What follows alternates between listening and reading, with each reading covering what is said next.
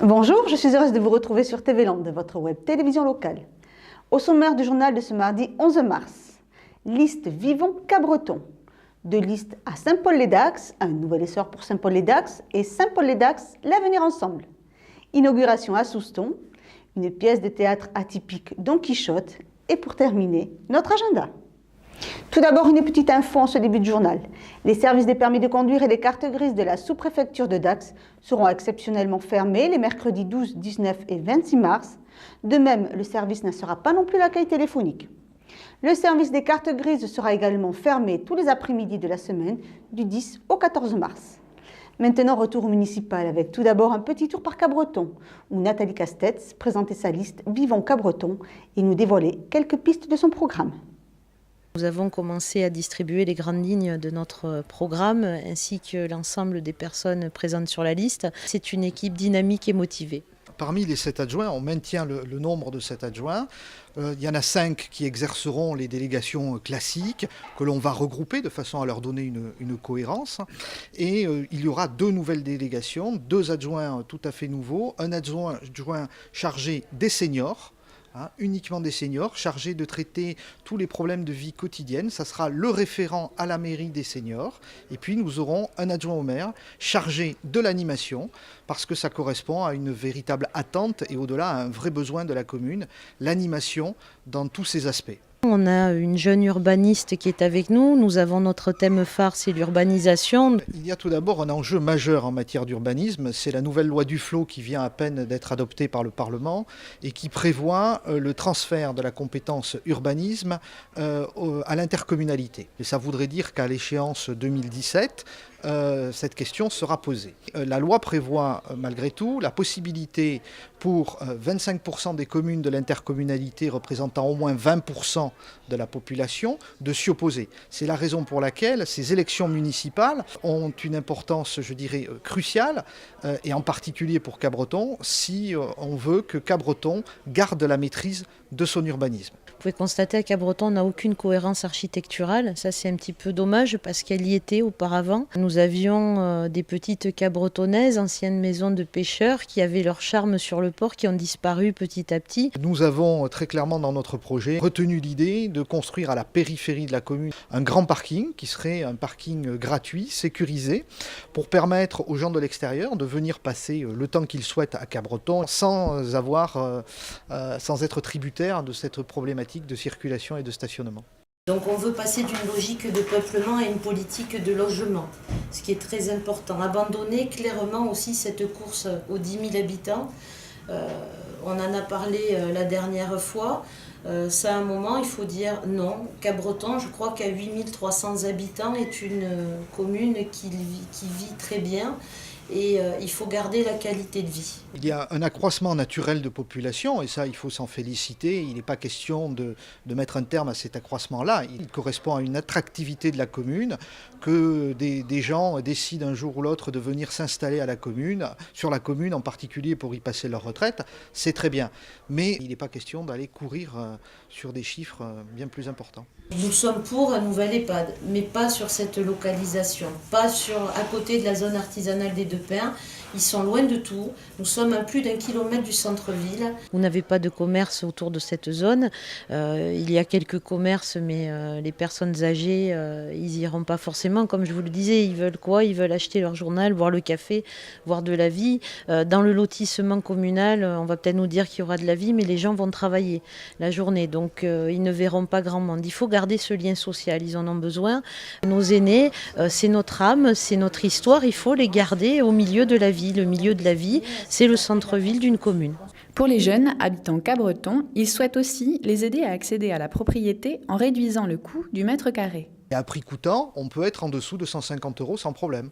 Si nous sommes élus, si je devenais maire, je diminuerais mon indemnité de 20%. Je pense que les élus doivent montrer l'exemple. Nous, on prônera l'exemplarité et les élus de Cabreton seront là pour servir et non pas pour se servir. J'ai invité monsieur le maire le 14 février à un débat. Les Cabretonnais le demandent.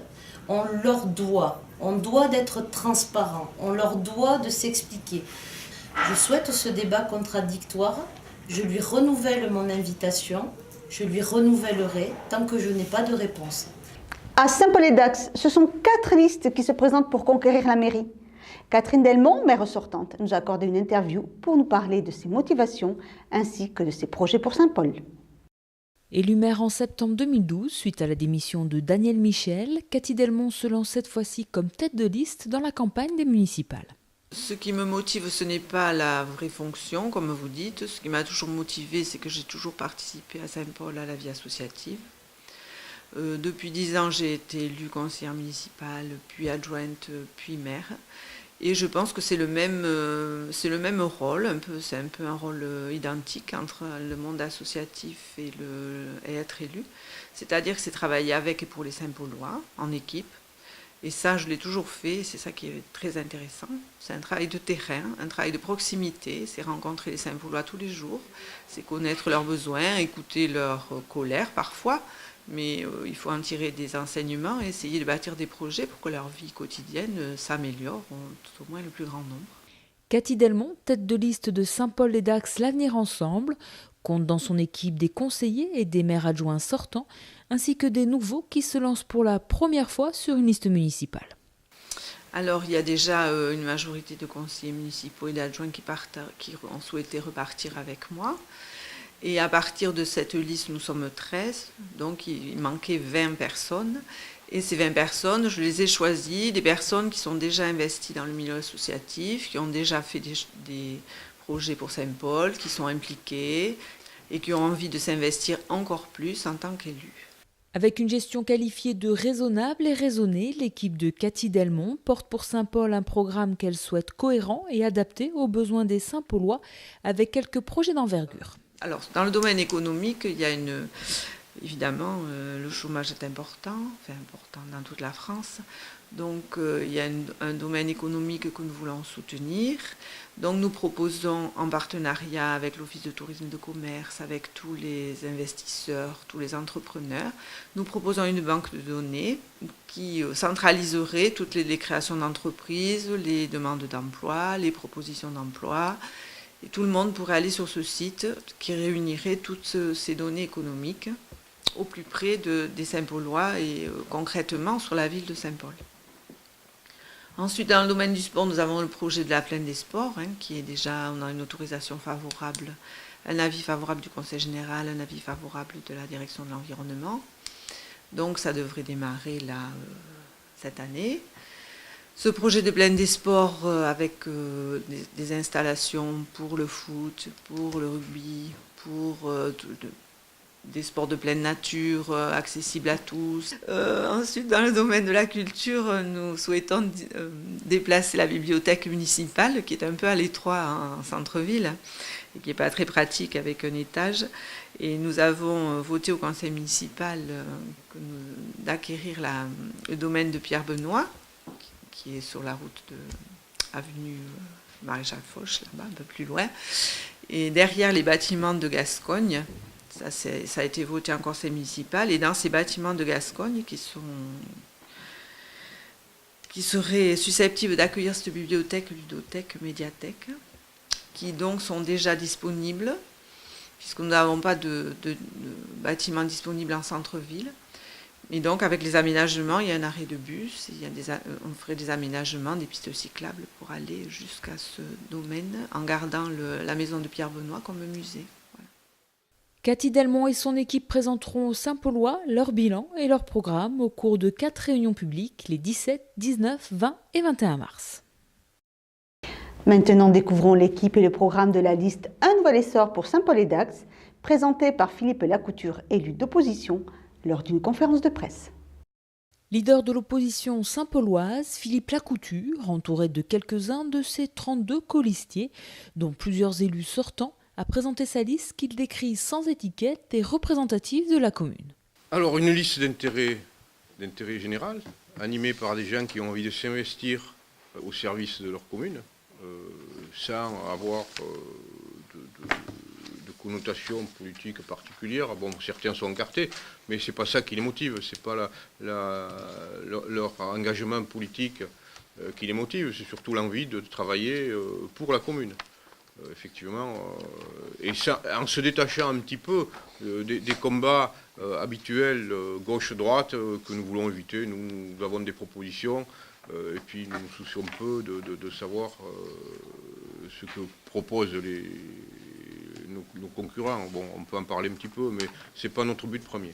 Ensuite, notre programme, effectivement, je vous l'ai dit, c'est premièrement travailler sur la gestion, avoir une gestion rigoureuse pour pouvoir, d'une part, éviter d'augmenter les impôts et conforter un petit peu les finances de la ville qui seront certainement mis, peut-être pas à mal, mais dans des situations moins confortables par la baisse de la dotation de fonctionnement qui est versée par l'État et également de la dotation de compensation qui sera certainement diminuée par la communauté d'agglo, qui elle aussi va avoir besoin d'argent. Donc ça aussi. Ensuite, nous voulons travailler dans la concertation, une vraie concertation avec un dialogue permanent avec les citoyens, travailler en concertation avec la communauté d'agglo, évidemment, parce que les projets ont besoin de se faire, mais il faut que chacun s'exprime, et ça, c'est absolument nécessaire. Et ensuite, effectivement, défendre notre environnement pour améliorer notre cadre de vie. Mener une gestion rigoureuse, agir ensemble et préserver l'environnement sont les 3 axes qui guideront chacun des projets de cette équipe, qui compte entre autres revitaliser le centre-ville, développer l'activité économique ou encore créer une aire de camping-car, des projets que cette liste souhaite raisonnables au vu des dotations en baisse. Effectivement, vous avez remarqué que nous n'avons pas lancé de projets importants. Pharaonique, nous n'avons pas proposé de construction, etc. Hormis effectivement le stade qu'il faudra réaliser quand même, quoi qu'il arrive, mais là de ça nous allons travailler. Nous n'avons pas d'autres gros projets. Je pense que Saint-Paul est quand même suffisamment doté. Il faudra travailler à partir de l'existant, améliorer l'existant, et ensuite effectivement voir ce qui manque pour le réaliser. Mais il n'y a pas de gros projets. Tous les gros projets seront réalisés au sein de la communauté. D'ailleurs, c'est le but de la communauté d'agglo, de prendre en charge pour mutualiser les moyens et les infrastructures, de réaliser tous ces projets. Donc notre souhait, c'est de ne pas augmenter les impôts et de bien gérer les finances. Pour poser vos questions à Philippe Lacouture et son équipe, rendez-vous les 6 et 14 mars lors de 2 réunions publiques de la liste Un nouvel essor pour Saint-Paul. Il y a quelques jours, Jean-Yves Montus, maire de Souston, a inauguré sous la pluie et en présence d'Éric Kérouche, président de Max, 2 parkings réaménagés. Ils ont ensuite donné le coup d'envoi des travaux du futur pôle danse de la communauté de communes. Les parkings Sterlin et celui appelé désormais Pierre Barrère, situé en face de la maison de retraite, ont tous deux fait peau neuve. 157 places de stationnement, toujours gratuites, ont ainsi été recréées pour faciliter l'accès au collège et au commerce.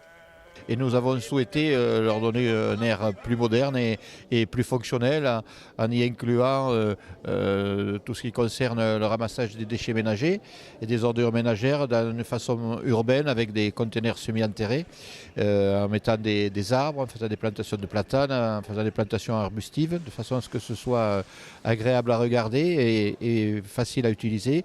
Et en ce qui concerne le parking de Sterlin, c'était un vieux projet que nous avons pu concrétisé, qui se poursuivra, j'espère, dans les années futures avec un schéma de fonctionnement de circulation de tout ce quartier là-bas.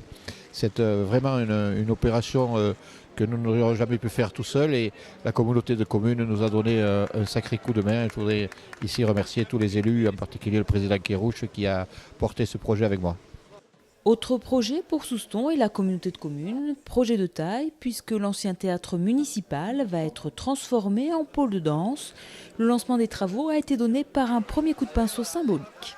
C'était un petit clin d'œil parce que le bâtiment va être complètement rénové à l'intérieur et que sa façade va être refaite.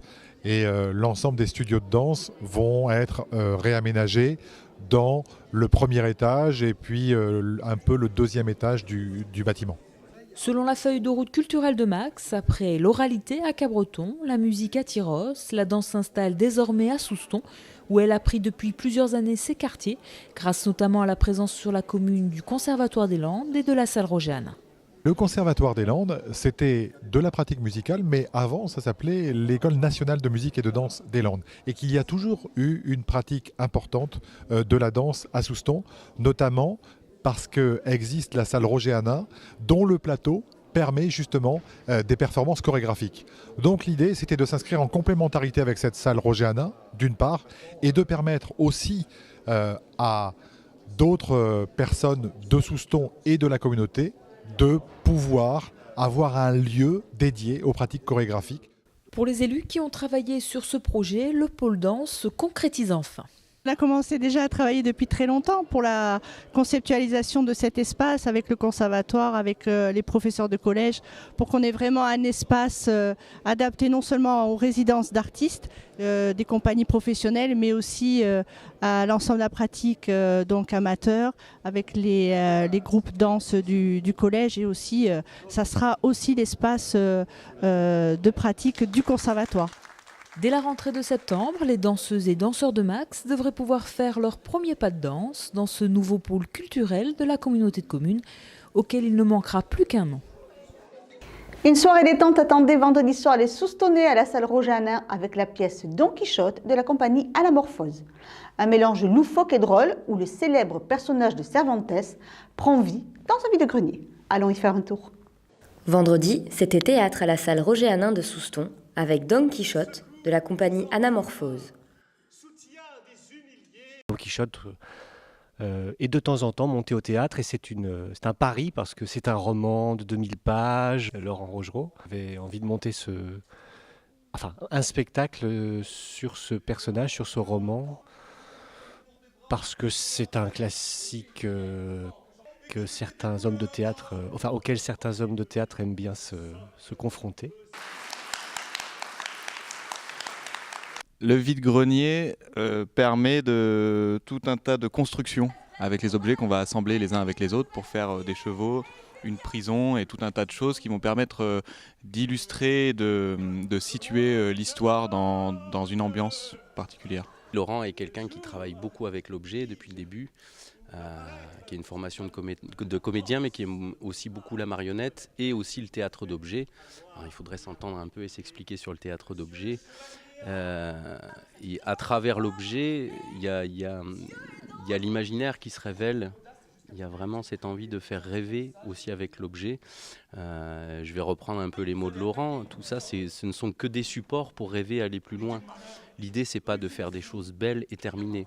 C'est juste de créer un support pour l'imaginaire, pour que chacun puisse rêver et finalement rêver son Don Quichotte et son histoire. L'idée à chaque fois pour la mise en scène, c'est de se dire qu'est-ce qui va rendre accessible le texte au spectateur. Plusieurs outils scéniques sont utilisés, que ce soit le chant, la marionnette, l'association d'objets pour créer des personnages, le fait de se costumer, etc.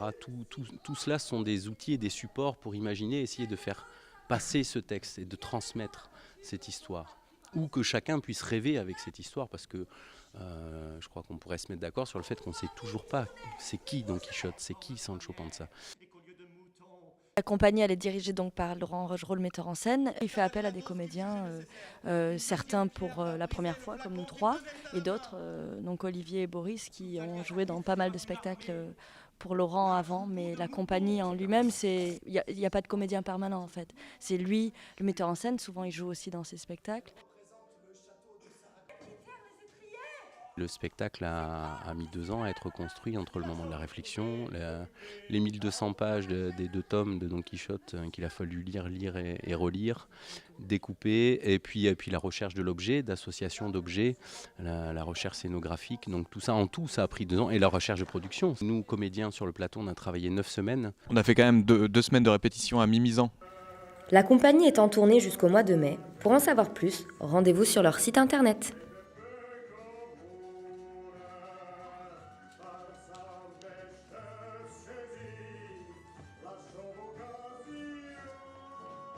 Et maintenant, voici votre agenda du week-end. Samedi 15 mars à Dax, c'est le carnaval de Janeiro.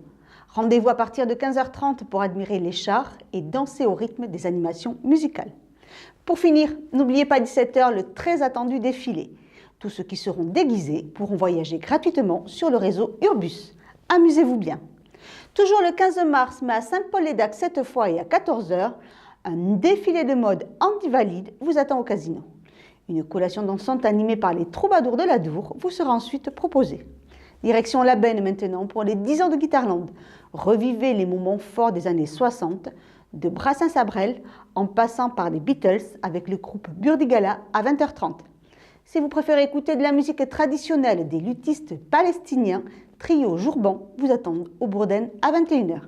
Cette édition est maintenant terminée. Je vous retrouve vendredi 21 mars pour un prochain journal de TV Land. Et je vous souhaite en attendant de passer une très bonne semaine qui sera aussi ensoleillée, j'espère, que celle que nous venons de passer. À vendredi!